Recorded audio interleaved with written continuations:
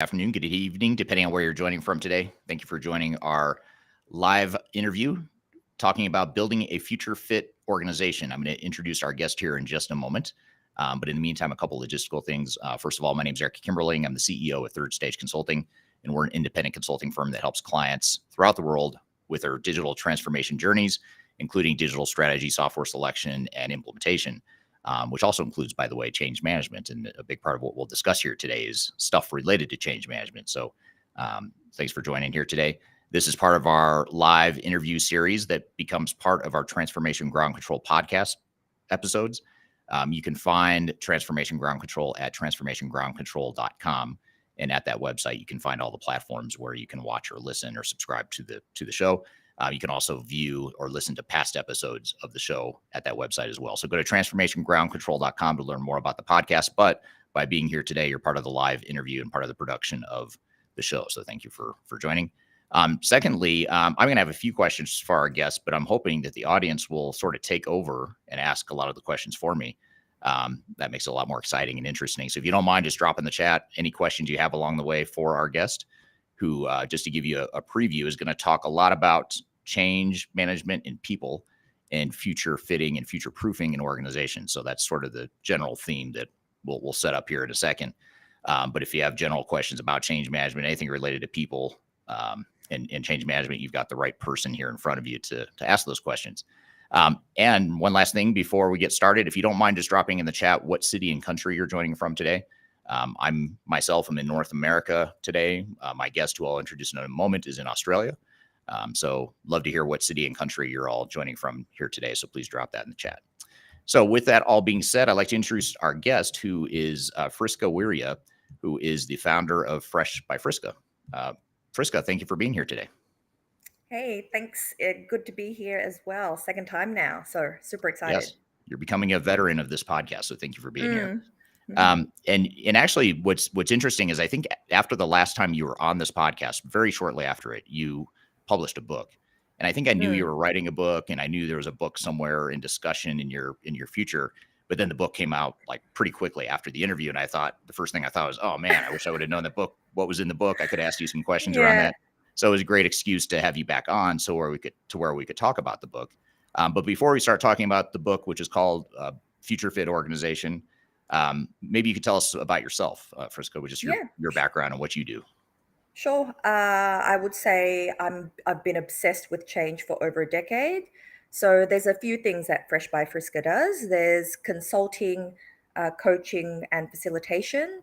In terms of consulting, I help very large organizations accelerate their digital transformation, specializing in the engineering, technology, and mining industries. I also run a series of different workshops on many different topics, cross-cultural communication, influencing without authority, building change management capability, and I also speak on the topics of future fitness, etc. So there's a few different arms. I've been in change for a very long time, and since then I've worked all around the world in 6 of the 7 continents. So Antarctica is the only place that I have not worked in. So that's next on my to-do list. And it's usually, yes, I'm there to drive technological transformation, but really you can't get the most benefits from technology if you don't also change your culture. So you can't suddenly implement the best of breed, for example, AI tools, without cultivating a culture that's open to learning, innovation, and growth. So that's what keeps me busy in my day-to-day. Yeah. What is it that attracted you to the human element or the human side of change? I get bored really easily. And after my MBA, I cut my teeth in general management consulting. And I felt like every project was roughly the same. It really wasn't challenging me. And I was in LA for 4 years, and I came back to Australia. And when I came back, it was only then change management started to be recognized as a discipline. And it really intrigued me. It played to all my strengths, the communication, the developing trust and rapport, the engaging with people from all different walks of life, combined with the analytical ability. And I thought, I want to give this a try. And so I took a big gamble on myself. I took a 40% pay cut, and I started from nothing. I started as a lowly change analyst, and I just worked my way up with unwavering dedication and laser-like focus. I got all the bits of paper, so all the credentials, And since then, I've done all sorts of changes like mergers and acquisitions, global restructures, operating model redesigns, many, many technology implementations. And fast forward 7 years later, I was the youngest GM of change for a big gold mining company. And yeah, that's how it all started, because I was curious, I was Mm, bored, and I knew I'm the type of person that likes to do different things all the time. And it appealed to me because it's not a cookie cutter approach. Yes, you have frameworks and templates and models, but what works for company A is not going to work for company B, because they're completely different cultures and no two changes are ever the same. right. Yeah, makes total sense. What is it that brought you from you're originally from Indonesia, is that correct? Yes, correct. What brought you from there to Australia? I know you said you like to travel and you've been all over the world, but what brought you to Australia? Just out of curiosity. Civil unrest. Mm, So back in the 80s, it wasn't a very safe place to live. And my grandparents just wanted better opportunities for me, mm. and they decided to move to Australia. Okay, so you And they grew up. chose Australia. Yeah, grew up in Australia, chose Australia because it was the closest Western country to Indonesia. And we just Okay, kept on flying back and forth. Yeah. interesting. Very cool. Mm. And that probably, I imagine, that influences your interest in world travel too, just having the kind of multinational experience at a young age. Um, Yes. so, And so also because I've only ever my sweet spot is very large organizations, and they're usually highly multicultural and multinational. So I need to have a really strong sense of local cultures, traditions, etc. yeah, yeah, and Mm. of course, traveling all over the world, living all over the world, I imagine, helps give you that credibility and understanding that a lot of us don't have. Um, Yeah. so the name? What's the name of your book? And I hope it's called Future Fit Organization, right? Or the Future Yes, Fit correct. Organization. Okay, Yep. I want to make sure I got the title precisely Yep. right. But what's the premise of the book, and what's this concept of future fit organizations? What does that mean, and kind of what's the premise of the book? So as I said, I've spent years helping very large organizations, helping them adapt, helping them thrive, because this world is constantly changing. It's uncertain, disruption every week. And so they have to be agile, innovative, and be able to pivot quickly. I think quickly is the main word, to Mm, keep up with the pace that the world is changing. And when we consider, like I was reading a stat the other day, McKinsey says the pace of change today is 3,000 times more than the impact of the Industrial Revolution. That's wow. significant. So Mhm, everything's happening at warp speed. Like, for example, the things you learn at university today, in 5 years, they'll probably be obsolete. So they'll probably be useless. So right. these statistics highlight how important it is to not be future proof, but to be future fit, to be ready, to be agile, to be resilient. And when things do change, instead of bouncing back from adversity or challenge, we bounce forward. We actually bounce forward better and stronger than we were before. So, this is what I mean by future fitness. It's exactly like physical fitness. It's about building that strength, that flexibility, that resilience that organizations need in the years to come. Right, right. Now, this book was published when was it the fall or summer of last year, It or was mid to late fall? September, yeah, late September last year. Okay. And Mm, what's interesting timing of your book being published is that that comes out just a few months after ChatGPT, for example, sort of took the world by storm. And that's a great example of what you just said about the stat about 3,000 times faster change now than the Industrial Revolution. Um, mm. and that's a good context, or a good backdrop for the timing of the release of your book. But what I'm curious is, you alluded to this a second ago, but I want to go a little bit deeper into it. How is future fit different than the word future proof? And so, we're used to hearing that term future proof. A lot of software companies say, hey, if you want to future proof your business, you've got to invest in our software and that'll make you future proof. How is that different, or that general concept different from future fit and vice versa? I actually don't think future proof is possible. I think you've got to be I agree. pretty damn very, very arrogant to think that you Yeah. can predict the future and put plans in place to mitigate whatever's coming. Like lots of different changes, like COVID, right? Hmm. Entire organizations, entire countries were caught off guard. Even those countries that have experienced similar pandemic style diseases, like Taiwan had the bird flu, Hong Kong had SARS, they were all still, oh my God, like deer in the headlights. Some things we simply cannot predict. It is impossible. So instead, we have to build the change resiliency muscles now so that whatever does come down the line, we're ready to evolve our pivot and pivot our business to minimize that impact. Right. So it's more of a conditioning to be in a certain state versus Conditioning, preparation, yeah. exactly. But Yeah, it's not yeah. defined. It's not suggesting that you are going to be able to bypass or avoid the future state or You protect yourself cannot, in the but future state, but you're ready for correct. it. Correct. But you can have, for example, a change framework ready to go, a crisis change management plan, like all, processes documented. You can run, just like how schools do fire drills, you can run drills with your organization to make sure that their change muscles are actually strong enough to withstand whatever's coming down the line in the future. Yeah. I'm curious to hear from the audience and their opinion on this whole future fit versus future proof concept.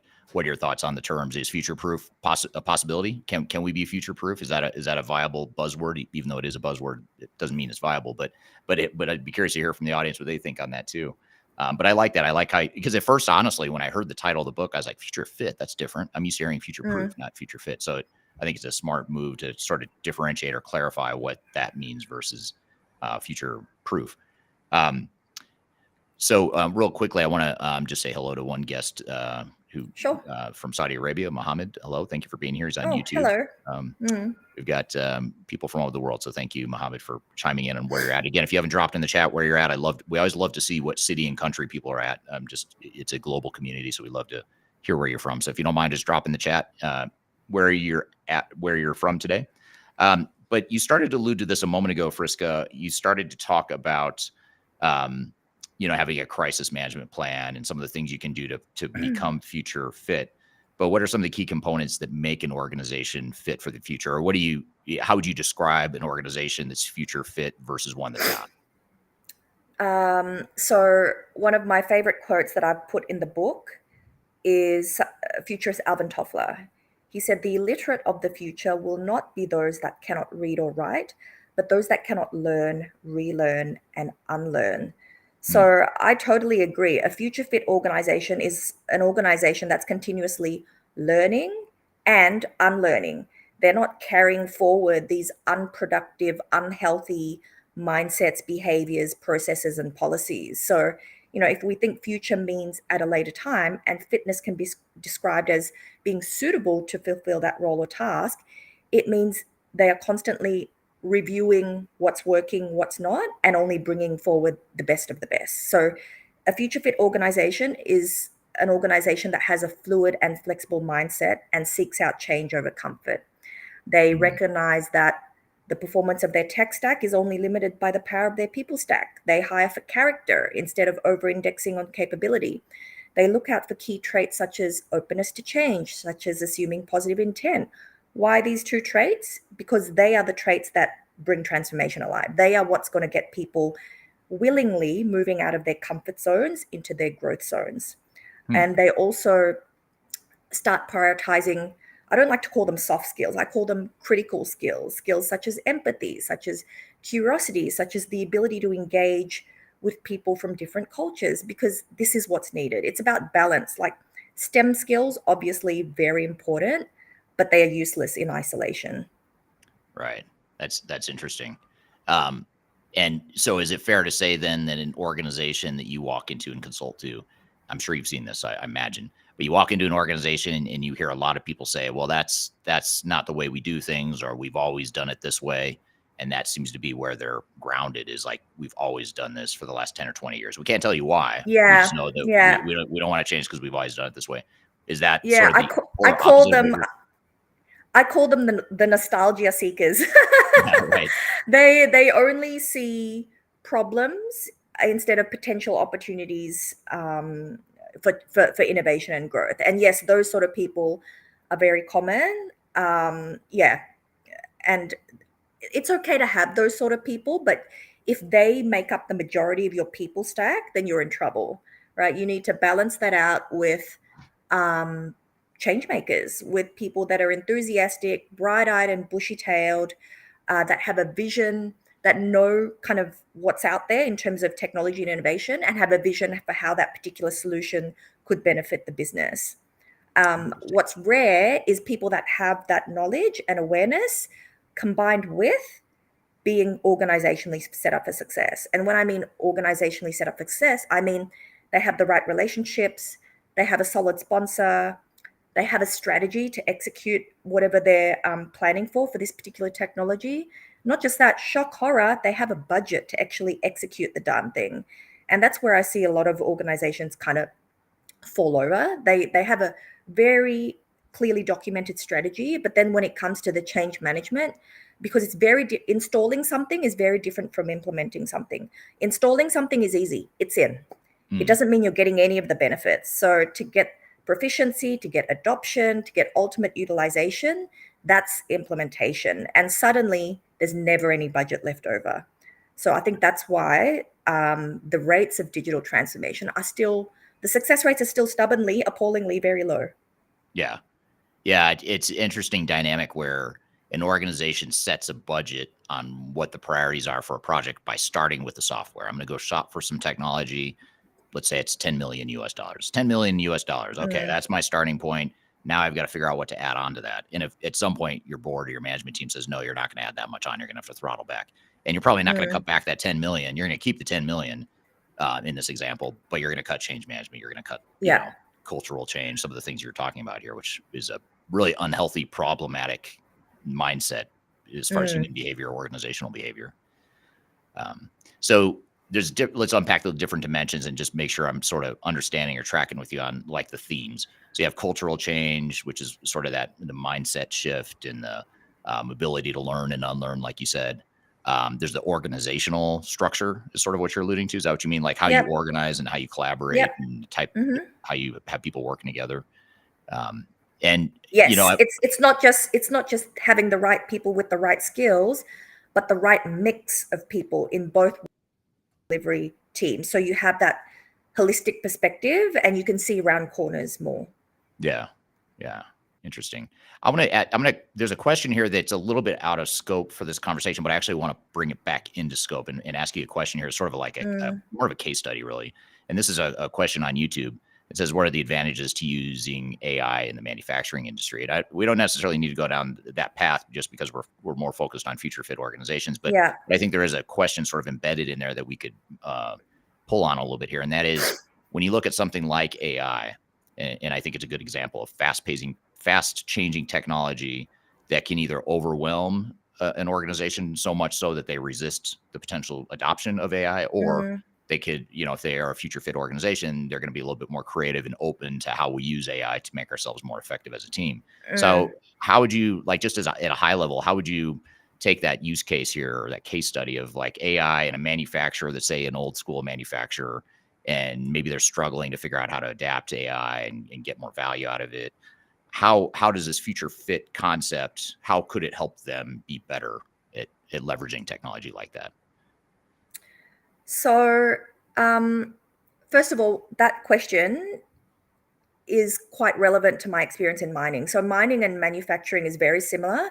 They follow key processes, and like for mining, for example, it's, you know, it's digging, it's leaching, it's cleansing, it's all these different processes. And in my previous role at that gold mining company, AI was used a lot. Like that team actually had the largest AI team in terms of those big miners, and they improved many things. They improved safety, they improved throughput.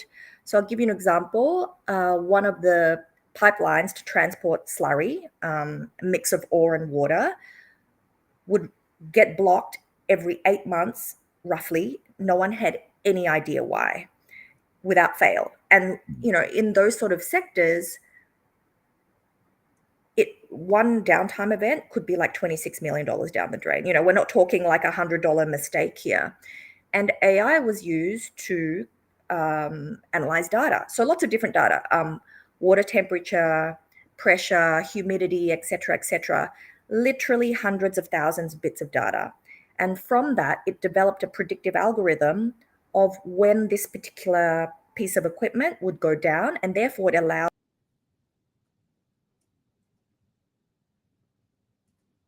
maintenance dollars.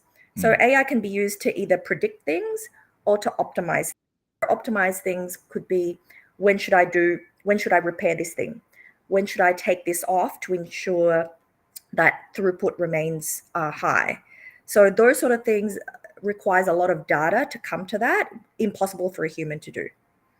And in this particular situation, if we were to think of the future fit concept and how manufacturing and other quite conservative industries could leverage this, is that again, if you want to be future fit, you need to learn new things. You can't keep on using the methods of yesterday and expect you'll be able to crack the problems of tomorrow. It just doesn't work that way.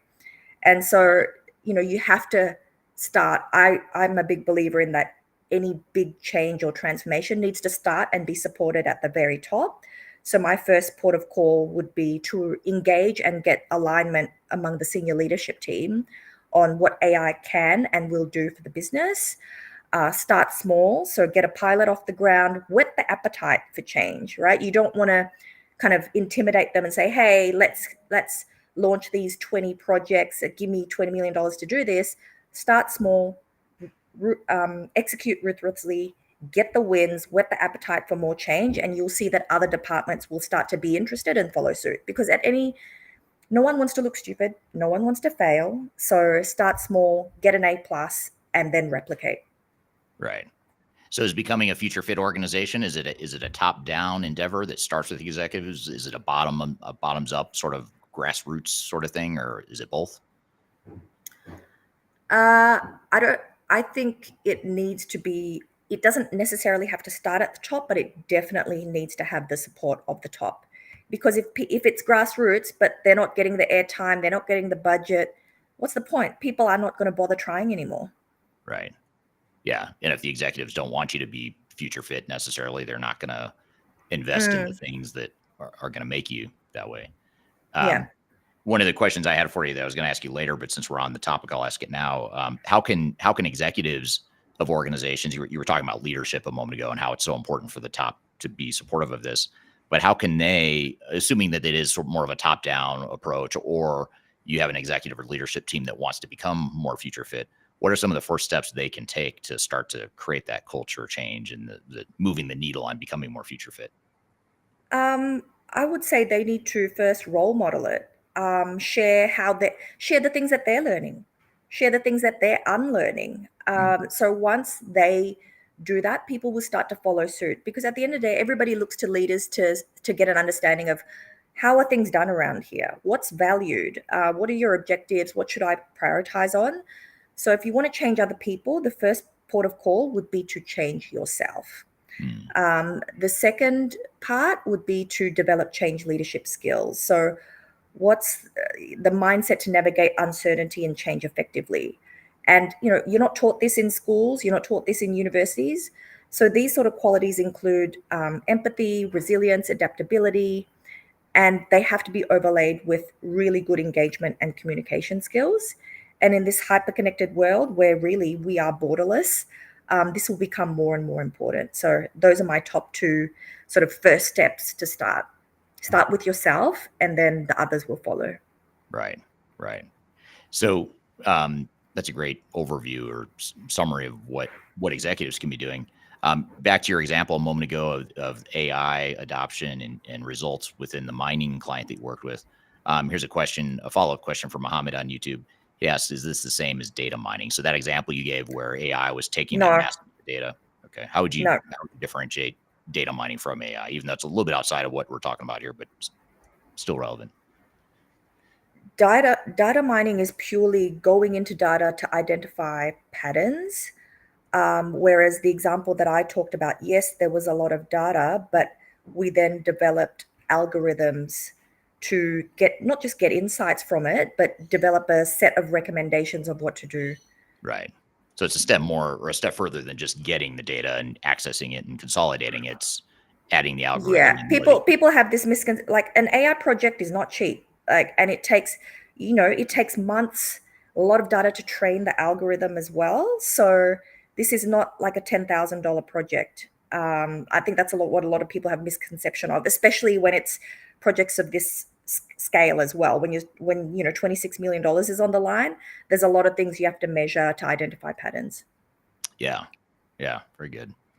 Here's a question from Jordy on LinkedIn. I was wondering when someone on LinkedIn was going to comment. In fact, I just checked LinkedIn to see, like, is this not streaming to LinkedIn? Because I thought, because we weren't getting any questions, and usually we get a ton. Yeah, And I looked over and yeah. there's like 30 some people on it. And I was wondering when someone was going to comment on LinkedIn. So thank you, Jordy, for breaking the ice here. And he's a third stage team member too. So thanks for this question. This is a good one. But what are some examples of unlearning programs and actions that organizations can do? So when you talk about that learning, unlearning cycle, what do you mean? Like, how, give us some examples of how organizations could do this or demonstrate it. Okay, I can't remember what the company's called, but they are in Sweden. And every Friday they celebrate mistakes. So people share their mistakes, what they learned from it, and what they'll stop doing as a result of that. So if you're serious about the unlearning, it needs to be celebrated. It needs to be normalized. It needs to be discussed openly, just like your values. So that's an example of an organization that's bringing that unlearning concept to life, right? Because as adults, we're all weighed down by behaviors that no longer serve us. So extrapolate that with however many people are in an organization. Like, the people on this call, how often do you review your own behaviors and think, you know what, I shouldn't be doing that anymore. This is what I'm going to do to stop that. It probably very rarely will someone put their hand up and say, yeah, I do that all the time. So the same needs to happen in organizations. Yeah. Yeah. So not being afraid of failure, but embracing and most importantly, just making sure you learn from it and incorporate those learnings into how you move forward. Mm. Yeah. Yeah. Very good. Well, great question. Thanks, Jordy, for that. Keep the questions coming too on LinkedIn, and especially you, LinkedIn, because the LinkedIn crowd's tired. Maybe it's all people in the Americas that are late in the day and tired right now. But another question I had is why do some organizations have trouble? Well, let me back up. What percentage would you estimate if you, unless you have data with precise numbers, but if you had to estimate, what percentage of organizations do you think are truly future fit right now? I do not have data with precise numbers. From what I'm observing through media, through my own client work, and that of my contacts, I'd say it's in the single digits. Wow. Mm. So let's call it 90% plus are not future fit. Why? What's wrong with those other 90% plus? Why are they? Let's assume they all know that they want to Yeah. be future fit. Why aren't they, or why do they have trouble with that? Knowing and doing are very different things. And starting something is easy. Anybody can start something, right? Start learning a language, start writing a book. But the person that has the grit to continue to actually finish, that's very rare. And it's the same with organizations. Future fitness, like any other fitness, just like physical fitness, it takes time, it takes effort, it takes consistency, it takes commitment to build. And if it was easy, everybody would be doing it. The discipline it takes, the reshuffling of priorities, the people you need to get on board to make a business case for it, especially if it's a large organization. Like that's a lot of effort. There's a lot of red tape. There's a lot of approvals, a lot of governance hurdles you need to go through, and so and also the short-termism of people. So I've seen this a lot. Someone in the C-suite may be pushing some sort of agenda. They're passionate about this future fit concept.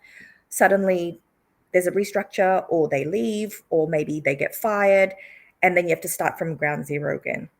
So the larger organization, the more difficult. Also, there's still a misconception, a misguided belief that if someone is technically brilliant, then it doesn't matter if they're an asshole. And this is really wrong. Like, I've seen many organizations where one toxic person poisons the well for everybody else. Turnover so sky high. People resign. They take sick leave. They're on mental health leave. They exert only 10% effort. There are so many ways in which resistance manifests, but this is rarely tackled head on. And the nuclear option is very rarely exerted. And when I say nuclear option, I mean exiting that person from the business. People just keep putting up with it. And when people see that sort of behavior tolerated, they start checking out. Yeah. So how can you get them on board and excited about this concept of future fitness if they're seeing that happen in the hallways? And another reason why this future fitness is so difficult is because in the way people are incentivized and remunerated, especially C-suite, they're usually very short term.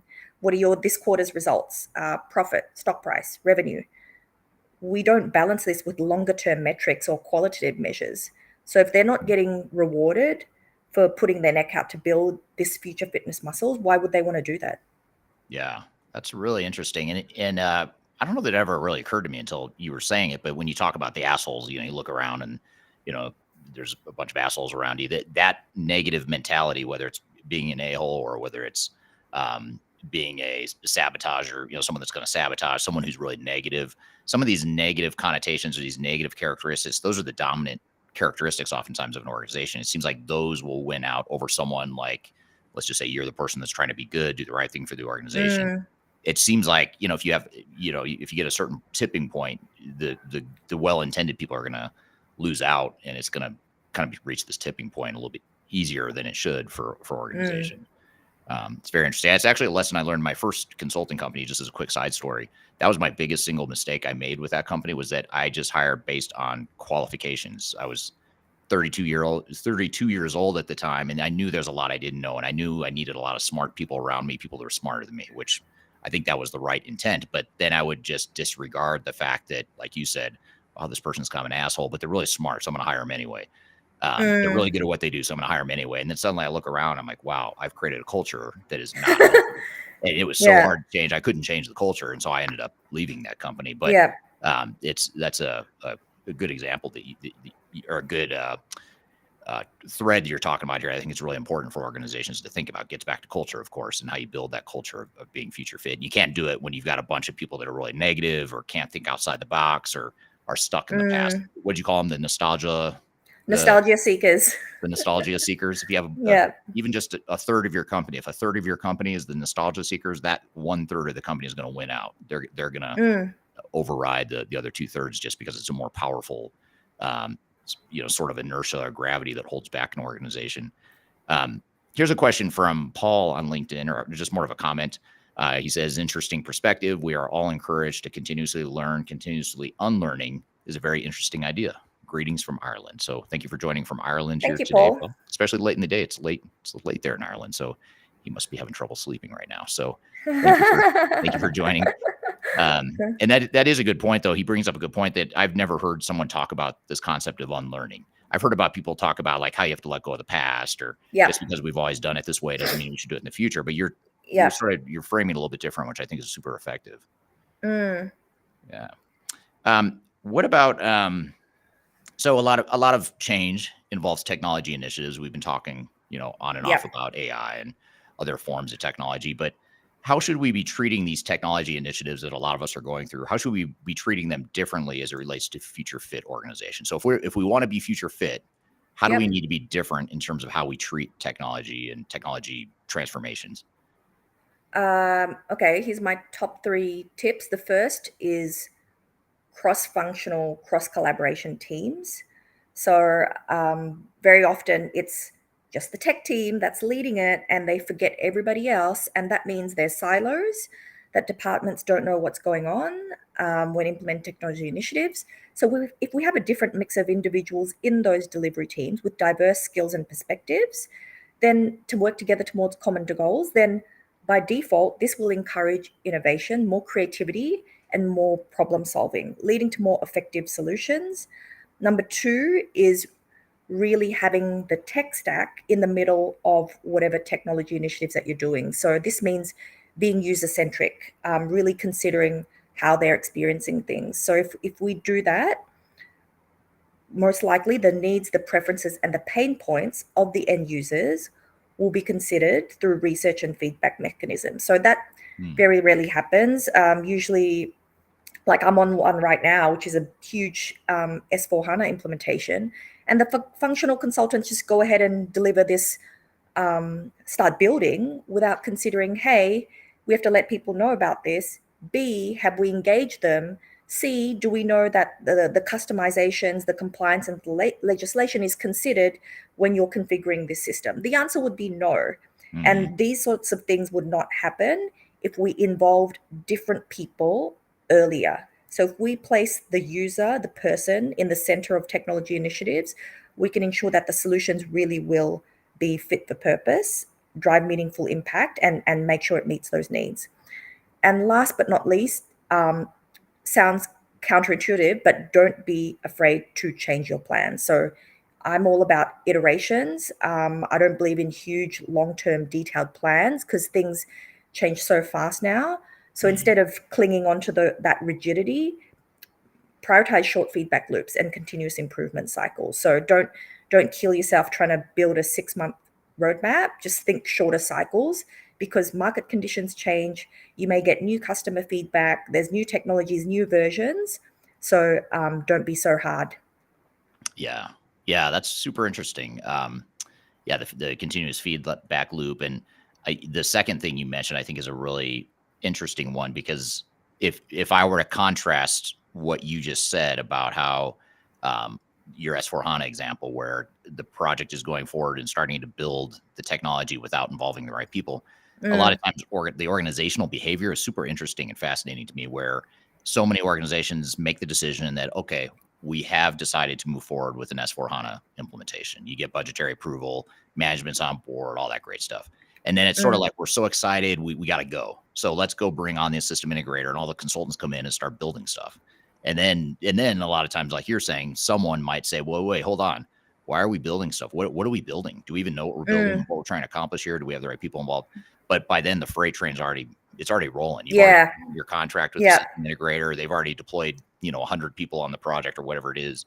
And how do you break that cycle? Because it seems to be such a intuitive organizational behavior sort of thing. But I totally agree with what you said. But I'm not just denying it. I'm just saying, but the Mm. organizational dynamic runs counter to what you're suggesting. How do you change that mentality, or how do you convince an executive team like, you can call it timeout and not start right now, and you should, and here's what you should do in the meantime to get ready for the implementation? What advice would you give? Um, Honestly, it's not even the executive team, it's the system integrator themselves. Just because this is what their scope is, and by hell or high water they're going to deliver on that scope, they don't care about the people, they don't care about the change. Yeah. And again, it comes back to remuneration, reward, and recognition. They're Hmm. rewarded, their definition of success is on time. This is my scope, the modules are built, the integrations are built, job done, pay my invoice. So I think it needs to start even earlier. And at that kickoff meeting, you have to agree the preconditions for success.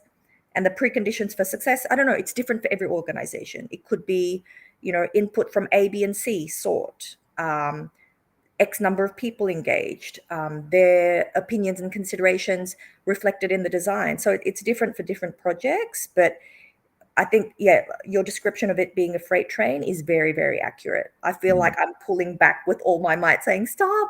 Yeah. But yeah, but by that time, momentum, it's like you're going downhill really fast.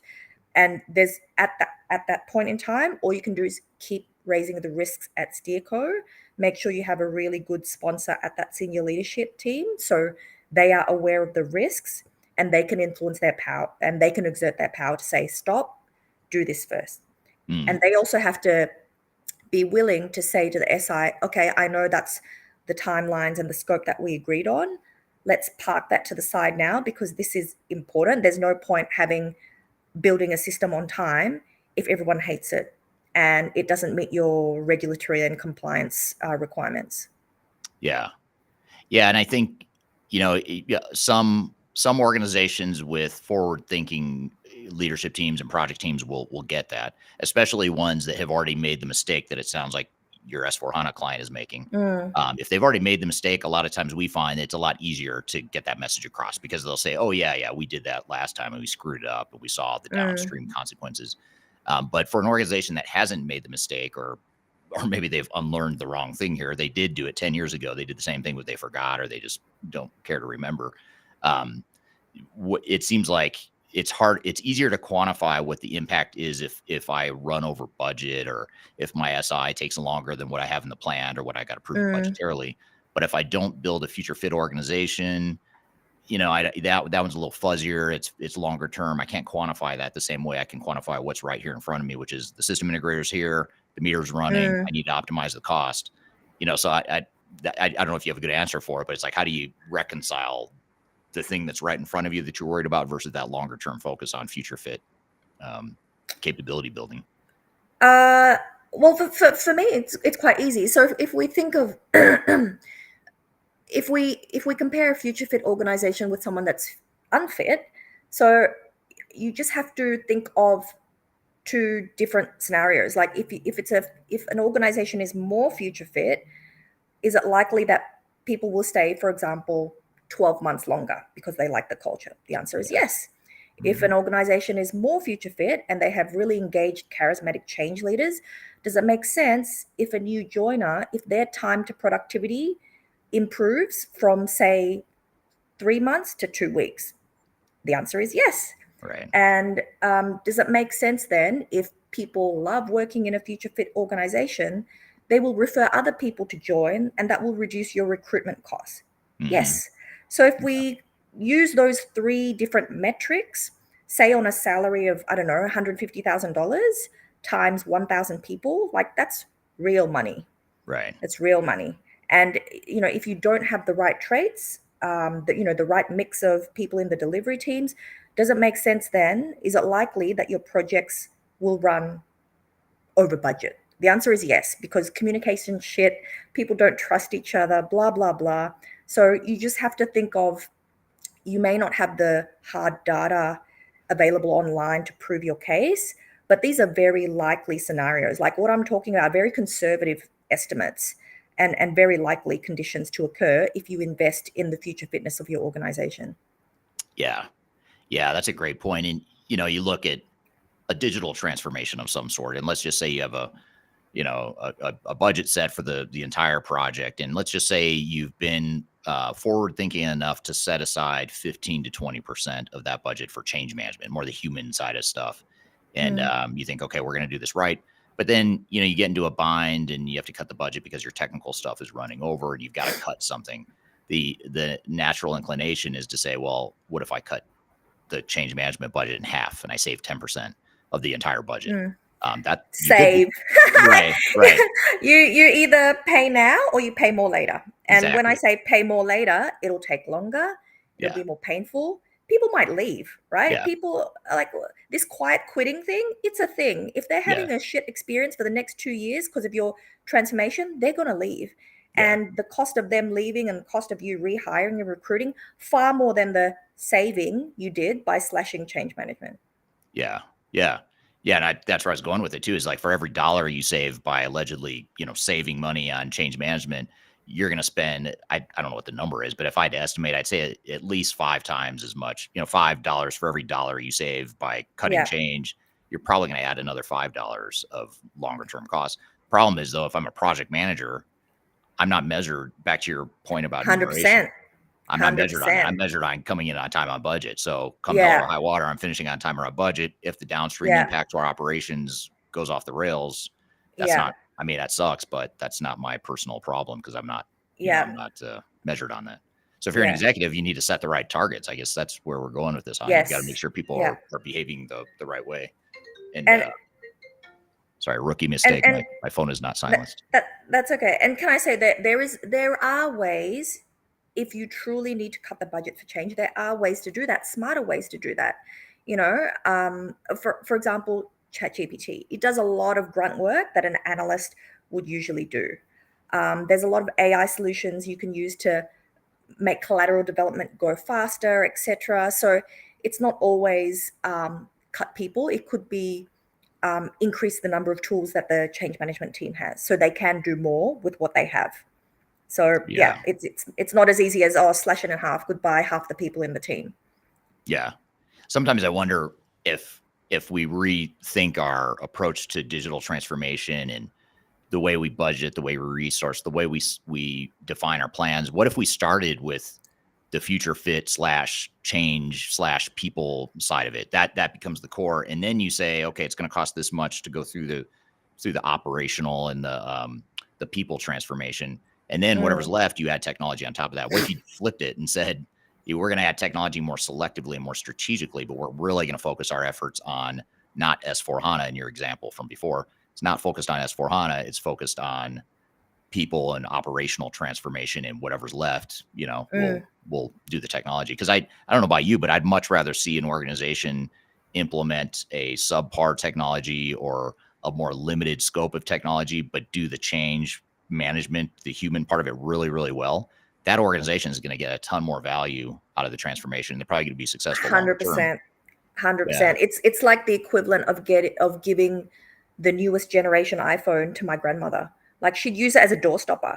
Like it's Right. the same. It's the same with organizations. You don't need the best of the best breed of whatever tool you're implementing if there's a huge deficit in the skill set and the appetite of your people to use that. So you're not going to like fill that gap. Whereas if you say like what you to your words, maybe a breed technology, but your people stack is matching that, then you're going to get full adoption, full utilization. People are going to be happy about it. And you may actually get more benefits and save more money as well. Yeah. And you know what else I just thought of? Not only that, but you know how nowadays every dollar you invest in technology is not just a dollar today, but it's a dollar every year into perpetuity plus escalation clauses. Whereas Mm, all this stuff investing in change management and the operational improvement, that's a one-time cost that goes away once you make it. So that's another benefit. You don't have that residual ongoing cost that's super high because you invested in all this mm, technology that you're not using. mm, So 100%. but the problem that we have, back to numeration, the entire industry, the entire technology industry is built on paying people to sell software. They're not paying people to make companies successful in their transformation Yeah. initiatives. And that's a big Yeah. problem. I don't know how you fix it, but that's misalignment of goals is a big problem for sure. Mm. So what other advice would you have for organizations about to begin a digital or business transformation? If they want to think beyond just the traditional, let's do a tech implementation, and they truly want to transform, they truly want to become future fit, what sort of closing advice would you leave for them? Um, Often the best ideas and innovations come from someone that's external to your industry. So I found this um, in we used to fund crowd hacking and crowdsourcing challenges, and people from medicine, people from nutrition would compete again to solve stubborn problems that were occurring in mining, and the winners were often someone outside of your industry. So create those moments of serendipity, find ways to cultivate environments where people can make unexpected connections. It's casual encounters, chance discoveries. So whether that's online or offline. Number two would be, if you want unconventional results, you need to get off the conventional path. So seek out diverse perspectives from different industries, emerging trends, and see what will work for your own organization. Lead with empathy. We talked about it before. Prioritize the well-being and the experience of the people throughout your transformation journey. And if you do this, I swear to God, it's the smartest decision you will ever make. It'll be a lot less painful. It'll be a lot less cheaper at the end. And last but not least, get the right help. So, the number of rescue jobs I've been called into when they've tried to do it themselves, tried to save Mhm. money, use cheaper and inexperienced resources. Transformation doesn't happen by accident. Like it happens because it has commitment, expertise, discipline, grit, and shock horror resources. You really do need to resource it effectively. So leaving things up to chance, that doesn't work. Like if Yeah. it's something that you want, you need to plan for it, and you need a budget to make it happen. Yeah. Yeah. That makes a lot of sense. We're seeing a lot more project rescue and recovery and expert witness stuff too. In fact, that's the majority of our revenue right now is coming from troubled projects, failed projects, expert witness Mm, projects. And that's, I guess good for us, but not good for us. I mean, that's not good for the industry. It's not good for our clients. And like you said, it's a lot more expensive to hire us or you to go fix a project than if you just would have hired us in the first place to get it right and avoid some of yeah, those pitfalls. Yeah. yeah. Very interesting. So your book, Future Fit Organization, where can people find it? What's the best place to order, especially for the international audience that's outside your market? Yeah, the US is actually my second largest market. So you can get it on Amazon and Barnes and Noble online. For people in Singapore, you can walk into Kinokuniya. For people in Sydney, you can walk into Title. And for people in Indonesia, it is stocked at Peri Plus bookstores in Jakarta and also through their online stores. And speaking of the bookstore in Indonesia, just one last thing. It's a super interesting story about you that I really admire. Tell us how you got the book on the bookshelves in Indonesia, at least. And maybe you did the same thing in Australia and other parts too. But Oh, okay. All of the bookstores that stock my book, it's because I approach them. yeah, So I I guess mean, you just if old you don't school, simple. old school. Guerrilla marketing. Nothing fancy about it. No secret rocket I science. I literally walked into the bookstore in Sydney and just introduced myself. As lo and behold, the owner was behind the table. And I said, look, this is just published. It got 3 best-selling categories in 2 days. I'm local, blah, blah, blah. And he's like, sure. And so Yeah. it was as easy as that. Singapore, the same thing. I walked into Kinokuniya, into their flagship store, asked to speak to the person that was in charge of business and leadership. Unfortunately, they were not there because I walked in on a Saturday, was given an email, and I just, FYI, guys, if you're in change, you're a really good marketer. Right. Great sales. And so I simply emailed them again, introduced myself. These are my credentials. This is my experience. This is how my book has performed. I'd love to see it in your bookstores. They replied less than 12 hours later, said we bought copies for all our stores. For Jakarta, I tried contacting them online. It was very hard to find a person responsible for this. Put it out to my network. I said, hey guys, anyone know who's the merchandiser at Perry Plus? Someone from LinkedIn actually came back to me and said, yeah, my friend used to work there. He'll connect you. Great. Emailed the guy, immediately said, we're stocking it in all our bigger stores. So that's how it happened. Yeah. There was no, I don't have an agent. You're looking at it. Right. Well, so it's in bookstores because I put it there. When you first told me that, I was like, it sort of like hit me across the face. I was like, it's so simple. Like in today's day and age with digital marketing and all these fancy technologies, sometimes just something real simple and old school is effective. But what that means for you is since you want, assuming it sounds like you're trying to get global, you have global distribution, at least through Amazon, some other outlets, but it sounds like you're gonna have to visit a lot more countries and just go knock on more bookstore doors. That's a way to really get the bricks and mortar distribution you're looking for. Well, my second book is actually being published by Penguin Random House. So they are the ones that are going to get it. I don't have to do anything for my second book. They're the ones that'll get it in bookstores, into airports, etc. So that'll be out in August, September this year. Oh, very cool. We'll have to have you on like as part of your promotional build-up. Yeah, I know. My big book tour. Right before you become super famous, New York Times bestseller, and then I can't afford you anymore on the podcast. So I have to get you one more time before then. So, all right, good. Well, really appreciate you being here today, Friska. It was great to chat with you again, and I appreciate as always, all the insights you share and all the lessons you've shared with us here today. You're welcome. And thanks for joining in, everyone. Yeah, thanks to the audience for joining in. If you know anyone that missed this conversation that might be interested, whatever platform you're watching on, please feel free to share it with your networks. That helps us out too. It gets this podcast out to more people, and certainly it gets value out to your networks as well. So I appreciate you sharing it, commenting, liking it, all that stuff. It does help the algorithm more than you probably may realize. So thank you for that. Have a great rest of your week, and we'll see you next time, and take care.